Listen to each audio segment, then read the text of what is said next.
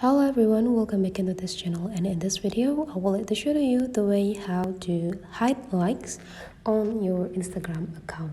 So this feature is used to hiding the amount of the likes that you get for every content that you post.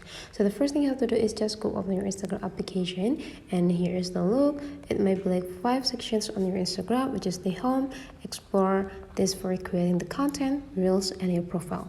So to do hide likes on Instagram, you just need to visit your profile, and after that take a look on these three straight lines on the top right corner. You just need to go click it, and after that go click settings and privacy. In the settings and privacy, you just need to scrolling down until you are find this what you see sections, and there will be a like and share counts. So you just need to go click it. To hide the likes, you just need to go click it or activate this button.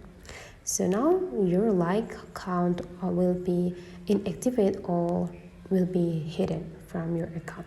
So that is the way how to hide likes on Instagram. Hopefully this tutorial today is useful for you guys, so don't forget to leave some comment, like and subscribe into this channel, and I will see you for the next video.